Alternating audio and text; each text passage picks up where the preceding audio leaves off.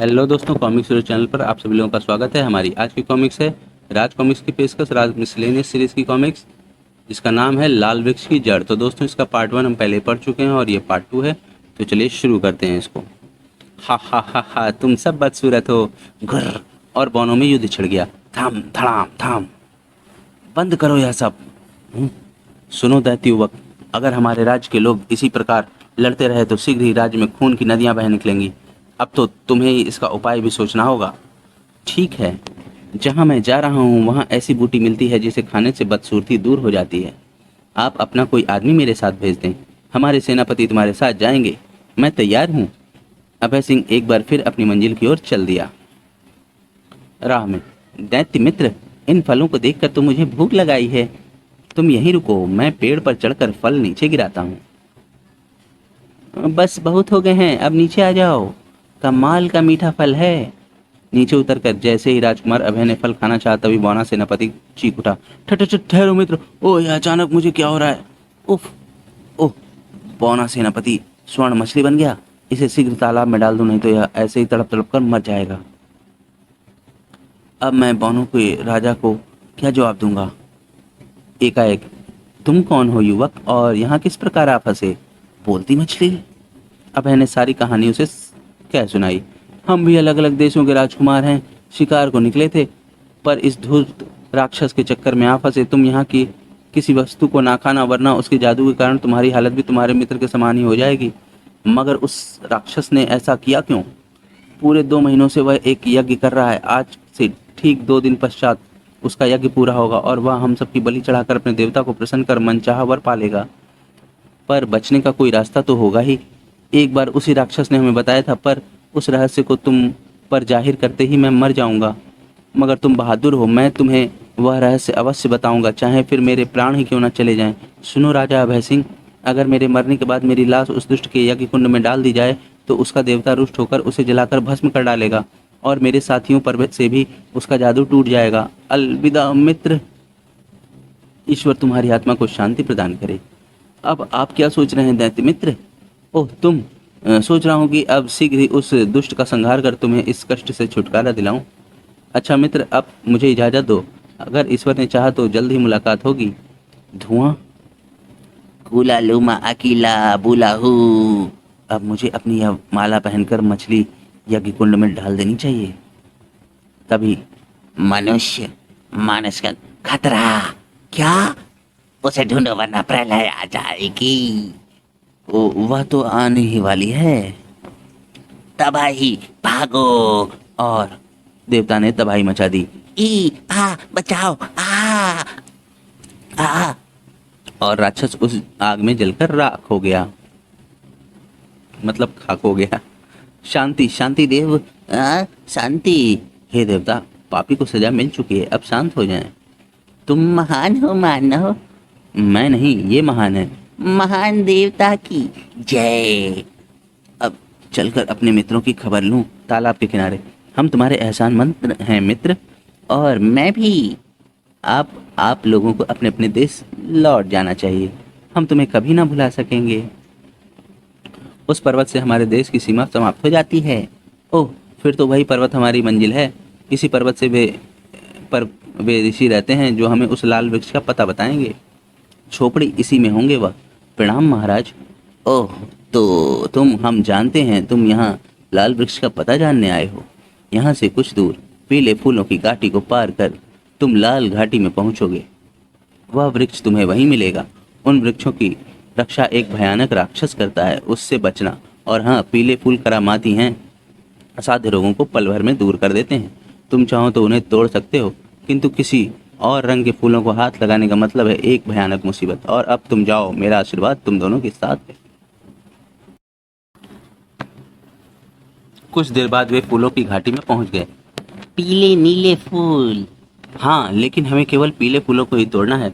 तभी उफ, मेरा हाथ बचाओ मुझे। नीला द्रव्य तो निकलकर बौने पर चिपकता जा रहा है, क्या करूं।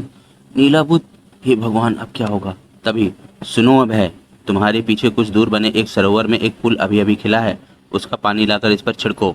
धन्यवाद बाबा। बाबा ने सही समय पर हमारी मदद की है। राजा अभय ने फूल पर जमा पानी बौने पर छिड़क दिया। एक बार फिर तुमने मेरी जान बचाकर मुझ पर दोहरा एहसान किया है दैत्य मित्र। नहीं, यह तो मेरा कर्तव्य था। अब हम मंजिल के करीब हैं दोस्त, वह देखो लाल घाटी। मगर मुझे बहुत जोर की प्यास लगी है, कंठ सूखा जा रहा है। तभी देखो उस बुढ़िया को। आश्चर्य, बियाबान जंगल में चलो, शायद उसके पास पानी हो। तुम्हें पानी चाहिए ना, लो पियो।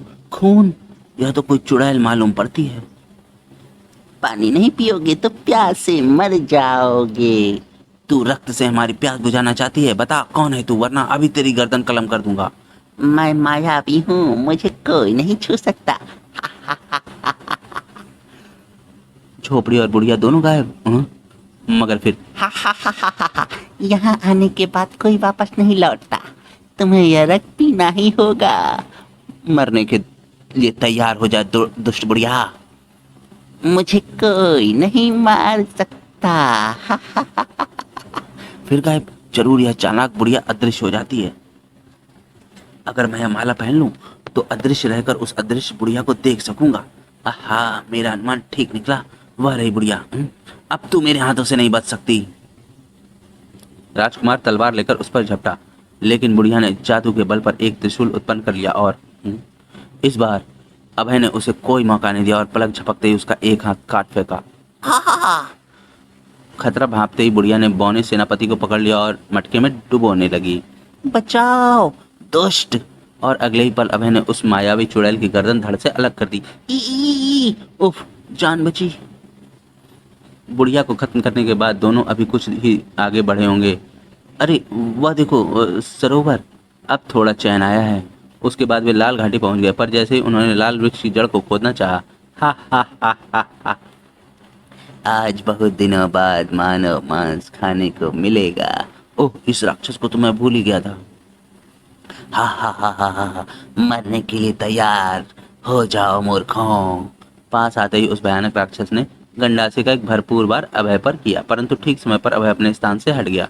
अपना वार खाली जाता देख राक्षस क्रोध से फुंकारता हुआ अभय पर झपटा, मगर अभय ने उसे संभलने का कोई मौका नहीं दिया और एक ही बार में राक्षस का सिर धड़ से अलग कर दिया। फिर उन्होंने जड़ें खोदकर बहुत सारी लाल जड़ें इकट्ठी कर ली। बस काफी हैं, अब हमें लौट चलना चाहिए तुम्हारे देश की ओर। ठीक है, बोनो के देश में पहुंचकर यह लो, इसे खाकर तुम सब भी खूबसूरत बन जाओगे। वाह, इस देश में अब कोई बदसूरत नहीं रहेगा। अब मुझे भी इजाजत दो महाराज, कोई मेरी राह देख रहा होगा अवश्य। आहा, तुम लौट आए राजकुमार। हाँ, और यह लो, तुरंत खा लो। जैसे ही राक्षस पुत्री ने लाल बूटी खाई, मैं अच्छी हो गई। तभी क्या हुआ बाबा? बच्चों, अब शायद ईश्वर के पास जाने का समय आ गया है। नहीं, मेरी बातें ध्यान पूर्वक सुनो अभय। तुम्हारे जाने के बाद मैंने योग शक्ति से पता लगाया कि तुम्हारे दुष्ट महामंत्री ने तुम्हारी दाई माँ को कैद कर लिया है और उसे रोज कोड़ों से पीटा जाता है। अब तुम पहले वाले अभय नहीं हो बेटा, अब तुम एक कुशल शासक साबित होगे। आज से 3 दिन पश्चात मेरी झोपड़ी के पीछे वाले वृक्ष को खोदना। तुम्हें एक ऐसी वस्तु मिलेगी जो तुम्हें हमारा राज वापस दिलाने में बहुत सहायक सिद्ध होगी। याद रखना। 3 दिन बाद। बाबा। 2 दिन पश्चात। नहीं, यह नहीं हो सकता। क्या हुआ? अब मुझसे सब नहीं होता राजकुमारी, मैं आज ही अभी उस वृक्ष को खोदूंगा। नहीं राजकुमार, बाबा ने 3 दिन बाद कहा था, मैं तुम्हें आज वृक्ष की जड़ नहीं खोदने दूंगी। नहीं, मैं नहीं रुक सकता, हट जाओ मेरे मार्ग से। हे प्रभु, इनकी रक्षा करना। और टन, उसने वहां से मिट्टी हटाई ही थी कि तभी बाबा, यह क्या हो गया बाबा? मुझे मेरा पति लौटा दो बाबा। मैंने पहले ही सावधान कर दिया था, पर राजकुमार नहीं माना। ठीक 3 दिन बाद सर्पराज की मृत्यु होनी थी। खैर, अभी भी समय है। बाबा, एक दिया राजकुमार के सिरहाने रखकर गड्ढा भर दो। कल जब सर्पराज की मृत्यु होगी, दिया खुद ब खुद जल उठेगा। तब तुम गड्ढे को खोदकर सर्पराज का शरीर निकालकर उसे जला देना और राख को राजकुमार पर छिड़क देना, वह जीवित हो उठेगा। स्नेहलता ने सब काम बाबा के कहे अनुसार कर दिया। 3 दिन बाद जब सर्पराज की मृत्यु हुई, दिया जल उठा। मरे सांप को राजकुमारी ने जला दिया। फिर उसने वह राख अभय के ऊपर छिड़क दी। अभय तुरंत उठकर बैठ गया। ओ, यह मुझे अचानक क्या हुआ था? राजकुमारी ने उसे सब कुछ कह सुनाया। उसके बाद उन्होंने गड्ढे में से चांदी के बक्से को निकालकर खोला तो उसमें से तीव्र धुआं निकलने लगा। उफ, यह क्या? मैं आपका दास हूँ, आदेश दीजिए। मुझे और राजकुमार को मेरे पिता के पास ले चलो। दैत्य उन्हें लेकर उड़ चला। राजा वीर भानुपुत्री स्नेहलता को देखकर खुशी से फूले ना समाये। मेरी बच्ची! पिताजी! पिताजी, ये राजा अभय सिंह हैं। इन्हीं की बदौलत आप मुझे यहाँ देख रहे हैं। राजा अभय? ओह, तो क्या तुम? जी महाराज, आप ठीक समझे। मुझसे कितनी बड़ी भूल हुई, मुझे क्षमा कर दो अभय सिंह। इसमें क्षमा की कोई बात नहीं महाराज, मेरे साथ ऐसा ही होना था। पर अब तुम्हें शीघ्र ही अपने राज्य की बागडोर पुनः संभाल लेनी चाहिए, क्योंकि महामंत्री के जुल्म अब हद से ज्यादा बढ़ चुके हैं। उसका इंतजाम भी मैं कर चुका हूँ महाराज। अब मुझे आज्ञा दीजिए।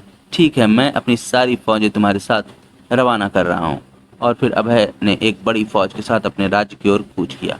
उधर महामंत्री, बोल बुढ़िया, तो मुझे अपना राजा मानती है या नहीं? हरगिज नहीं, राजा मेरा अभय है। देख लेना, वह शीघ्र ही आकर तुम्हें मौत की खाट उतार देगा। यह बुढ़िया ऐसे नहीं मानेगी, इसे कोड़े से ही समझाइए पिताजी। दुष्ट पापी, छोड़ दे दाई माँ को। मेरा अभय! ओह अभय सिंह, सैनिकों खत्म कर दो इसे। पर देव की एक फूंक ने ही सबको उड़ा दिया। फू! अभय की तलवार भी चल पड़ी और अत्याचारियों का अंत हो गया। खचा! तभी एक सैनिक ने बताया, हमने पूरे महल पर कब्जा कर लिया है महाराज। वाह! उसके बाद राजा अभय सिंह एक कुशल शासक बन गया। प्रजा भी उससे खुश थी। फिर एक दिन वीर भानु ने उसका विवाह अपनी पुत्री स्नेहलता से कर दिया। समाप्त। तो दोस्तों, हमारी ये कॉमिक्स यहीं पर समाप्त होती है। आपको ये कॉमिक्स कैसी लगी हमें कमेंट सेक्शन में जरूर बताएं और हमारे चैनल को सब्सक्राइब करना ना भूलें और वीडियो को भी लाइक ज़रूर करें। तो मिलते हैं अगली कॉमिक्स में। धन्यवाद।